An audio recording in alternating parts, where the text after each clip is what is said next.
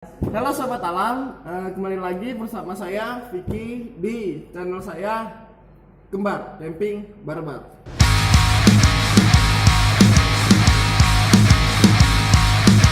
Oke, di dalam video kali ini saya akan melanjutkan cerita saya atau berbagi pengalaman kepada Sobat Alam mengenai pendakian pertama saya yang saya lakukan di salah satu puncak tertinggi di Kalimantan Selatan, yaitu di Pergunungan Meratus. Sedikit informasi, gunung ini memiliki tinggi 1901 meter di atas permukaan laut atau MDPL. Di dalam gunung ini terletak di Provinsi Kalimantan Selatan. Oke, di video sebelumnya saya menjelaskan atau bercerita pada saat itu posisi saya lagi di Sungai Karo. Sungai Karo adalah salah satu shelter yang terdapat di pergunungan ini. Jadi di Gunung Halo-Halo ini, dari pengalaman saya waktu itu melakukan pendakian di tahun 2016 lalu, itu hanya terdapat 4 pos dan 2 shelter. 2 shelternya itu yaitu di Sungai Karo dan di Penyaungan. Posisi saya waktu itu pada saat tanggal 16 malam itu posisi saya berada di shelter pertama, yaitu di Sungai Karo. Pada sebelumnya itu saya pisah tim karena harus mengejar lokasi yang memang untuk kita tetap ngecamp atau kita mendirikan camp di salah satu shelter tersebut.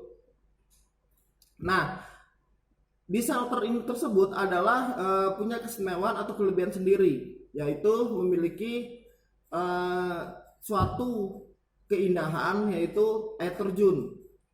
Nah, di air terjun ini memang jaraknya agak lumayan jauh ya, sekitar mungkin kalau ditempuh dengan jalan kaki, karena memang cukup lumayan jalannya, itu sekitar 10-15 menit baru kita akan nyampe di posisi air terjun itu.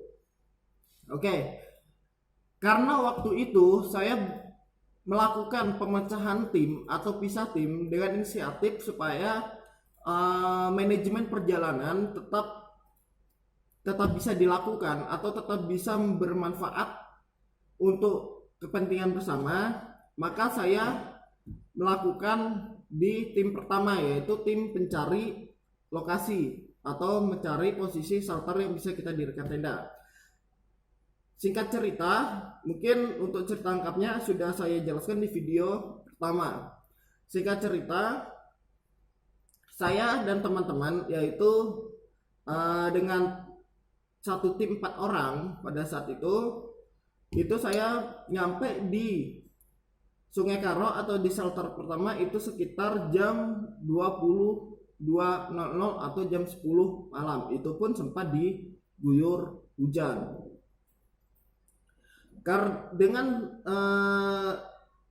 Dengan kondisi yang sangat berat, atau memang posisi capek, lelah, lapar, dan memang posisi alam pada saat itu nggak bersahabat dan posisi dingin, maka kami memutuskan untuk istirahat sejenak dan sambil menunggu tim yang di belakang.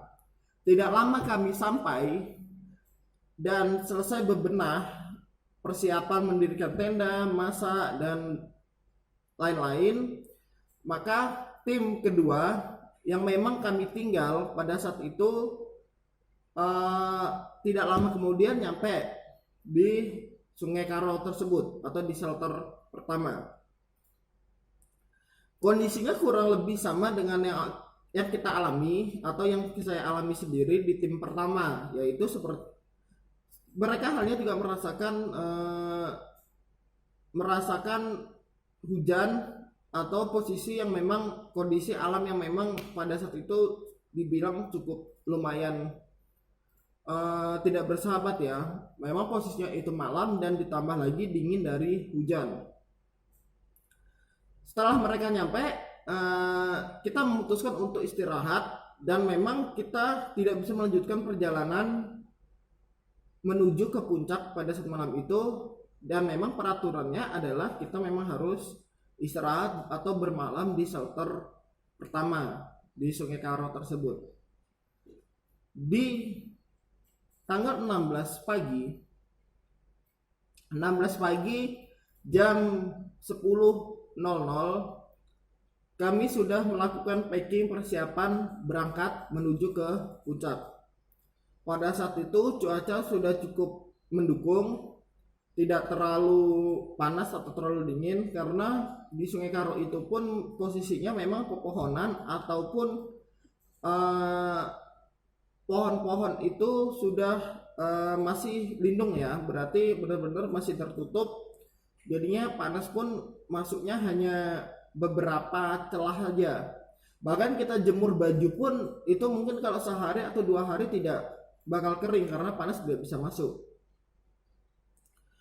Oke, selanjutnya singkat cerita, dari jam 10 kita melakukan perjalanan menuju ke puncak, yaitu sebelum ke puncak kita harus nyampe ke shelter kedua, yaitu Penyaungan. Nah, ini merupakan perjalanan yang cukup berat bagi saya waktu itu, karena di awal perjalanan itu sudah disambut dengan tanjakan yang saya bilang cukup lumayan. Begitu perut sudah kita isi, sarapan, habis itu dihantam lagi perjalanan yang begitu, akhirnya ya ada beberapa teman yang memang sempat mengalami penyakit medis yang memang pada saat itu nggak bisa terhindarkan, seperti muntah, kelelahan dan lain. Akhirnya kami melakukan kesepakatan untuk stop sejenak istirahat. Dari Sungai Karo atau shelter pertama menuju ke pos 3 itu memakan waktu yang cukup lama, dan memang pada saat itu trek atau jalan yang bisa dibilang berbeda dengan sebelumnya. Jadi trek yang pertama atau dari pos 1 menuju ke shelter 1 itu bisa dibilang sangat mungkin tanjakan, cuman dia nggak tapi parah ya, atau memang masih bisa kita minimalisir tenaga kita ketimbang yang di berikutnya. Dari shelter 1 menuju ke shelter 2 itu cukup kita disambut, atau memang yang kita lewati semuanya adalah tanjakan berakar, berduri. Bahkan pada saat itu saya menemukan jembatan kayu. Jadi jembatan kayu ini benar-benar jembatan yang memang kanan kirinya jurang pada saat itu. Jadi jembatan ini terdiri atau terbuat dari pohon rebah, hanya sekedar pohon rebah yang memang dijadikan jembatan, dan itu pun memang sudah dipenuhi dengan lumut dan lain. Jadi memang benar-benar safety-nya atau keamanannya cukup minim pada saat itu, dan memang itu harus kembali ke kita sendiri menjaga kewaspadaan kita agar tidak terjadi hal-hal yang tidak diinginkan. Setelah melakukan perjalanan yang cukup jauh, akhirnya kita sampai di pos 3. Nah, di pos 3 ini adalah pos terakhir kita bisa mendapatkan air. Nah, saat itu pos 3 menuju ke shelter 2 itu sudah cukup lumayan dekat. Jadinya memang tantangan terberatnya adalah kita harus mencari air. Dan di pos 3 ini posisi air atau posisi mata air hanya 1 biji saja atau 1 tempat ya. Jadinya kita sendiri pun harus mengantri sama peserta-peserta lain yang memang juga mengambil air di tempat tersebut. Akhirnya kita memutuskan bersama tim untuk istirahat sejenak sambil mengisi tenaga kembali, yaitu melakukan masakan kecil ringan dan beberapa makanan berat untuk menuju ke pos selanjutnya ya, atau pos 4. Setelah tidak menunggu lama, itu mungkin sekitar 30 menit kita menunggu di lokasi tersebut. Akhirnya setelah persiapan sudah selesai semua, air sudah dapat dan kita pun sudah packing, kita memutuskan melakukan perjalanan kembali. Dan akhirnya tidak lama perjalanan itu dari pos 3 ke Penyauman itu mungkin sekitar, seingat saya, sekitar sejam atau 60 menit. Pada saat itu memang sebenarnya kalau misalnya keadaan kita fit itu mungkin dekat aja ya, karena memang tenaga kita sudah divorsi di pertama, dan memang dan ditambah lagi beban carrier yang begitu besar bebannya, dan memang tenaga kita sebagai manusia pun lama kelamaan akan berkurang ya kalau memang tidak bisa kita imbangi dengan asupan ataupun istirahat yang cukup. Memang pada saat itu fisik saya memang agak kurang karena memang persiapan yang sangat minim sebelum melakukan pendakian waktu itu. Akhirnya sekitar 60 menit pada saat jam sore, jam 16.00 atau jam 4 itu kita sudah sampai di Penyauan atau shelter ke-2. Ini merupakan shelter terakhir sebelum kita menuju ke puncak. Dari shelter ini ke puncak itu cukup lumayan dekat.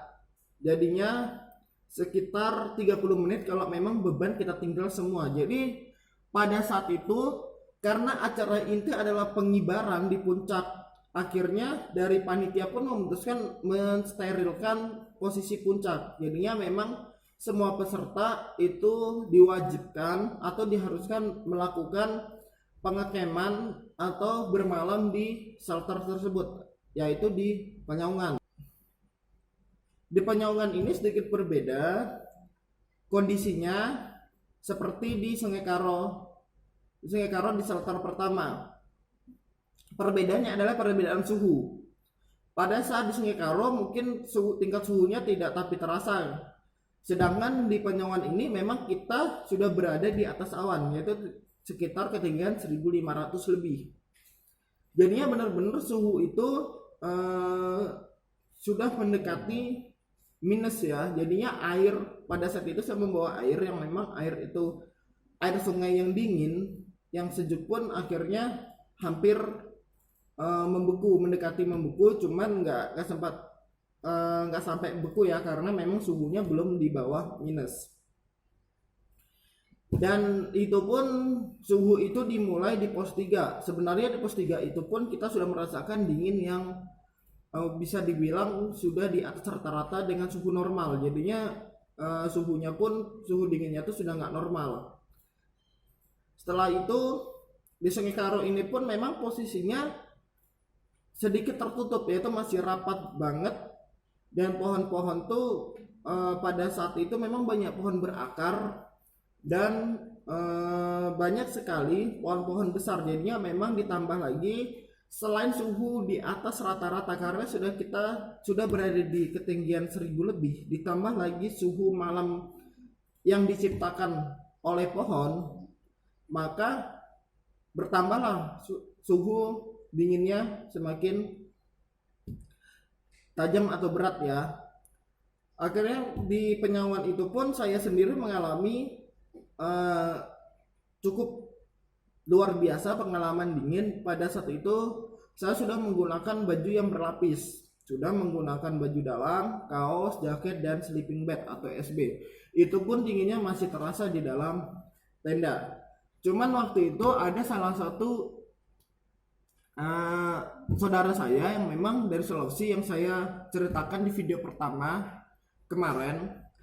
Beliau ini memang karena sudah terbiasa melakukan pendakian, makanya pada saat di Penyauan beliau memang bisa mengatur suhunya atau mengimbangi tubuhnya. Jadi dia mungkin tidak merasakan begitu banyak dingin. Jadinya pada saat itu saya sempat melihat beliau hanya menggunakan celana pendek levis dan sekedar kaos. Jadi benar-benar tidak ada seperti jaket atau menggunakan SB.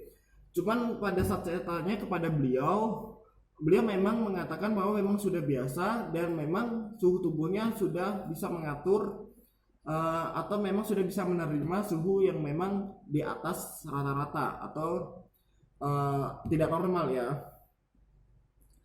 Dan akhirnya malam itu kami memutuskan untuk, karena peraturan dari panitia tidak boleh melakukan camp di atas atau di puncak, maka kami akan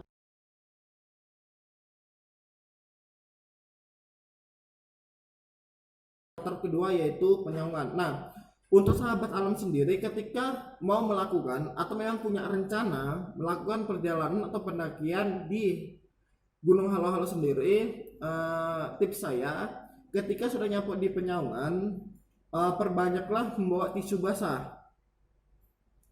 Tisu basah ini digunakan, fungsinya lebih banyak di Penyaungan karena tadi kelangkaan air tadi, karena dari Penyaungan kalau kita turun lagi ke pos 3 itu sangat memakan tenaga dan waktu, sedangkan kita memang harus menyimpan tenaga kita untuk melakukan pendakian di puncak esok hari. Setelah kita malam itu tepat tanggal 17 pagi itu kita melakukan perjalanan lagi membawa diri saja, jadi semua barang seperti carrier, tenda dan lain logistik itu kita tinggal di shelter kedua yaitu di Penyaungan. Jarak antara Penyaungan ke puncak itu sekitar 30 menit, itu sudah santai, dengan jalan santai. Mungkin kalau cepat pun mungkin enggak, tapi beda jauh ya, mungkin sekitar 15 menitan sampai 20 menit kalau misalnya kita memang melakukan tempo cepat atau perjalanan cepat. Karena pada saat itu memang kami hanya santai tinggal menuju ke puncak, tidak ada mengejar waktu lagi atau mengejar target, karena memang sudah sampai dekat hari H. Akhirnya kami melakukan perjalanan santai sambil menikmati suasana di atas gunung tersebut atau di puncak. Tidak lama kemudian setelah menempuh perjalanan 30 menit, akhirnya saya dan teman-teman atau tim sampailah ke puncak. Upacara itu dilakukan di pagi hari bersama seluruh peserta yang dipimpin oleh tuan rumah yaitu Mapala Sidva Universitas Lembung Mangkurat, Kalimantan Selatan pada saat itu. Tidak lama kemudian, karena posisi puncak yang bisa dibilang tidak begitu luas dan tidak bisa menampung seluruh peserta yang ada atau yang ikut pada saat pendakian itu, maka kami pun harus bergantian. Akhirnya di puncak pun itu hanya sekitar 3-4 jam saja saya dan tim di atas. Jadi benar-benar ketika di puncak itu segala capek lelah yang telah kita rasakan, perjuangan dari titik nol, dari kaki gunung, dari desa Kiu sampai ke puncak itu sudah terbalaskan semuanya ketika kita di puncak, di posisi tertinggi di Kalimantan Selatan. Akhirnya pada saat tanggal 17 jam 11.00 akhirnya kami memutuskan untuk kembali ke shelter kedua yaitu di Penyaungan untuk melakukan packing dan kembali ke Sungai Karo. Melakukan perjalanan lagi, sebenarnya antara naik dan turun itu pun terasa, kalau bagi saya lebih berat turunnya ketimbang naiknya. Kenapa? Karena psikologi kita ketika turun itu sudah benar-benar bisa dibilang hancur ya, karena kita sudah tahu medan. Sebelumnya ketika naik kita sudah melihat medan, sudah kita rasakan medannya begitu, kita harus melalui medan tersebut untuk turun lagi. Cuman apa boleh buat, dengan keputusan tim dan support tim, akhirnya saya dan tim melakukan packing dan turun ke Sungai Karo. Karena memang pada saat tanggal 17 akhirnya kita tanggal 17 siang jam 12.00 itu kita melakukan perjalanan menuju ke Sungai Karo, dan itu pun sampainya malam karena memang saya bilang tadi shelter di gunung ini hanya ada 2 pada saat itu. Jadinya benar-benar kita harus bisa menembus ke menembus ke shelter pertama tadi, yaitu di Sungai Karo. Kebetulan waktu itu sebelum naik semua untuk mengurangi beban carrier karena kita sudah lelah, sebagian logistik kami itu kami tinggal di Sungai Karo. Kebetulan waktu itu memang ada panitia yang tinggal di situ sebagai tim sapu bersih. Akhirnya pada saat itu kami sampai di Sungai Karo itu pada malam hari. Dan tragisnya, sebelum nyampe di Sungai Karo itu di pos 3, nggak jauh dari Penyaungan atau di shelter kedua, itu kami mengalami diguyur hujan lagi pada saat penurunan. Akhirnya pada saat itu memang ada beberapa tim yang memang tidak membawa ponco atau jas hujan. Akhirnya kami memiliki inisiatif menggunakan trash bag atau tempat plastik sampah yang besar itu sebagai pelindung dari hujan. Nah, ini juga tips untuk sahabat alam yang memang melakukan pendakian. Hal-hal kecil atau simpel itu terkadang terlupakan, tapi itu sangat penting. Jadinya persiapkan benar-benar perlengkapan yang mau dibawa, jangan sampai ada yang ketinggalan karena itu akan membahayakan diri kita di atas. Dan jangan pernah melakukan pendakian itu sendiri, minimal 2 orang, karena terlalu bahaya kalau kita melakukan pendakian itu hanya sendiri. Oke, setelah kita diguyur hujan itu di pos 3 menuju ke shelter 2 di Sungai Karo, itu kita sempat istirahat sejenak karena memang saya bilang tadi suhu yang memang sudah dingin di atas 1000 ditambah lagi dengan dinginnya hujan dan pepohonan, maka benar-benar pada saat itu fisik diserang habis-habisan. Dan memang ada beberapa saudara di tim yang mengalami serangan medis lagi, yaitu mengalami sakit seperti masuk angin atau sekedar mual. Akhirnya kami memutuskan untuk istirahat sejenak lagi karena tidak bisa dilanjutkan. Setelah 10-15 menit pada saat itu kami melanjutkan perjalanan menuju ke shelter pertama, itu Sungai Karo. Itu pun karena kondisi kami yang memang sudah lelah, dan memang pada saat itu kita nggak boleh terlalu lama karena targetnya itu 18 atau selambat-lambatnya itu tanggal 19 kami harus berada di desa terakhir, yaitu desa Kiu. Makanya kami mengejar ibaratnya mengikuti peraturan dari panitia untuk terus melanjutkan perjalanan. Akhirnya malam itu jam 12 atau tengah malam tepat kami sampai di Sungai Karo atau kembali ke shelter pertama. Dengan posisi atau kondisi yang sangat menyedihkan, semua basah, pakaian segala macam, akhirnya kami bergegas untuk segera mendirikan tenda dan bekerjasama dengan tim untuk istirahat sejenak dan melakukan perjalanan lagi esok hari. Setelah keesokan harinya, tepat tanggal 18 pagi, kami melakukan perjalanan menuju ke desa Kiu, yaitu desa terakhir yang berada di kaki gunung. Jarak antara Sungai Karo ke desa terakhir ini cukup banyak ya, atau cukup panjang, karena saya kemarin memakan waktu yang cukup sehari, karena ibaratnya di pertengahan itu kita turun kembali ke titik nol. Setelah perjalanan dilewatin, pada saat itu akhirnya pada saat itu kami dan tim sampai pada saat sore hari itu berada di pos pertama. Di pos pertama kami untuk sejenak istirahat seperti mengisi tenaga. Kebetulan waktu itu karena jarak antara pos pertama dengan desa Kiu tidak terlalu jauh ya, maka di situ memang ada warga sekitar yang memang sudah terbiasa hidup di situ. Mereka membuka warung atau warung kecil atau toko lah ibaratnya, di situ seperti menjual minuman atau makanan instan.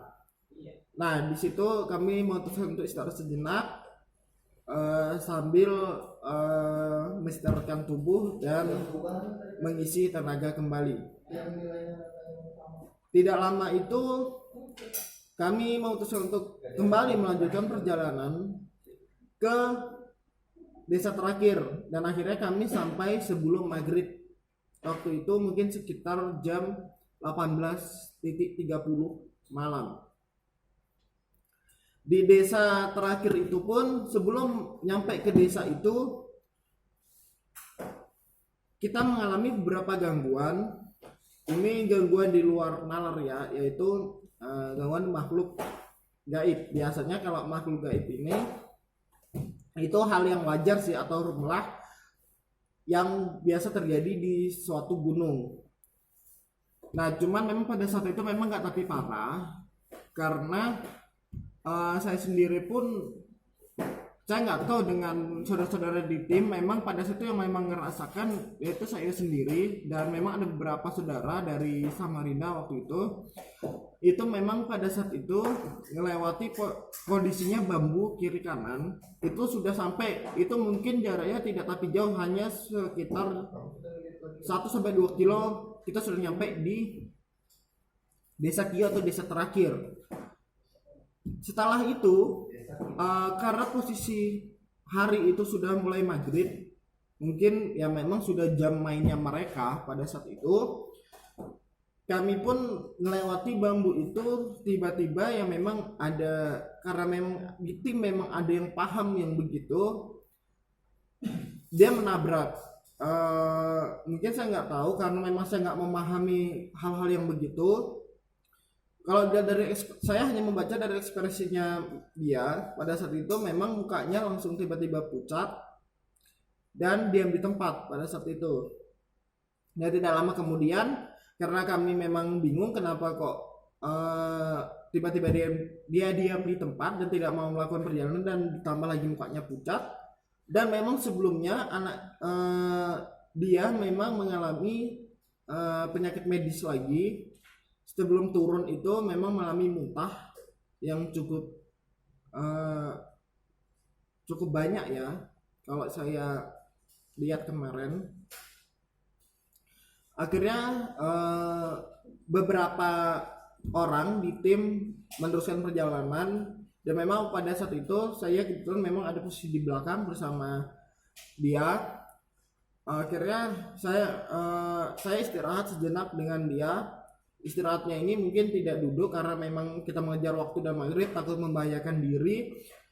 Akhirnya kami hanya berdiri sejenak, hanya sekitar 5 menit. Akhirnya kami meneruskan perjalanan lagi. Setelah tidak lama kemudian kami sampai di desa Kiu atau di desa terakhir. Itu pun kembali disambut dengan tarian adat, dan memang dari warganya sangat welcome atau ramah dengan orang luar yang memang mau melakukan atau bersilaturahmi di desa mereka. Dan setelah itu si dia atau si wanita ini yang memang pada saat itu sebelumnya memang merasakan mengalami hal-hal yang di luar nalar tadi, akhirnya kami tanyakan lagi. Nah, dan di situ pun dia baru mulai berani menceritakan hal tersebut. Dari keterangannya dia melihat sosok atau menabrak sosok yang ada di tengah jalan. Jadinya dia sedikit shock, dan memang untungnya itu tidak membahayakan dari dianya dan tim-tim lainnya. Karena dari keterangannya dia sendiri pun itu memang sedikit makhluk itu memang makhluk yang hanya menumpang lewat, atau memang sekedar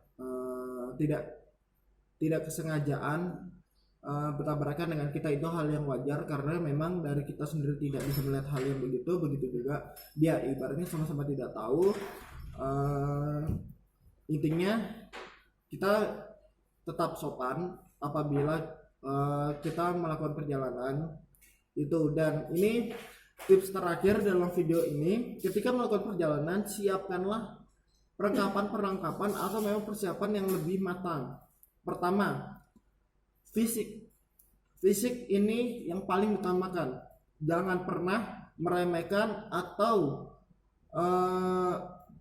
berpikir kalau fisik itu tidak berpengaruh. Fisik adalah yang pertama.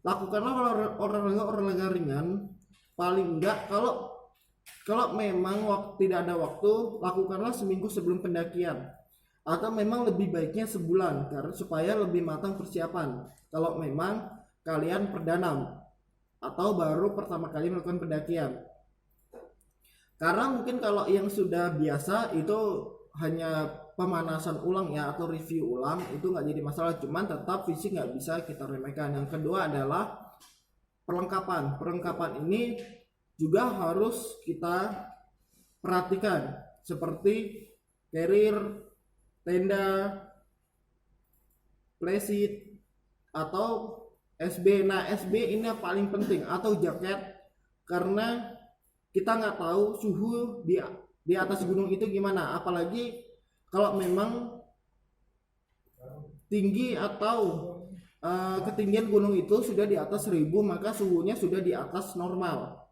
yaitu di atas rata-rata, dan itu pun makanya membutuhkan persiapan yang sangat matang. Terus selanjutnya adalah logistik. Nah, logistik ini benar-benar harus dipersiapkan jangan sampai meleset, karena ketika meleset itu sangat membahayakan diri, karena ketika logistik itu memang kurang akan terpengaruh dengan tenaga kita, karena memang pada saat awalnya ibaratnya memang beban carrier kita tuh sebenarnya nggak berubah. Yang berubah itu hanya tenaga kita yang makin lama makin melemah karena terlalu diforsir dan mengejar waktu yang ditentukan. Makanya ini juga tips buat sahabat alam yang memang mau melakukan pendakian, itu persiapan matang adalah kuncinya. Dan selain itu, doa orang tua atau restu orang tua itu juga penting, serta sopan di kesopanan atau akhlak kita sendiri itu harus dijaga untuk menghindari kemarahan dari warga sekitar dan makhluk-makhluk yang nggak bisa kita lihat atau mistis ya. Nah, itulah mungkin itu aja tips yang bisa atau pengalaman yang bisa saya ceritakan di dalam video kali ini. Semoga bermanfaat untuk sahabat alam yang akan melakukan perjalanan, dan saya peringatkan atau saya beritahukan lagi bahwa ini saya bukan menggurui atau mengajarkan kalian. Di luar sana masih banyak pendaki-pendaki yang memang lebih hebat atau lebih paham ketimbang saya. Oke, sekian. Semoga selalu sehat. Kesehatan adalah yang utama dalam keadaan pandemi kali ini. Oke, saya akhiri. Sekian dan terima kasih.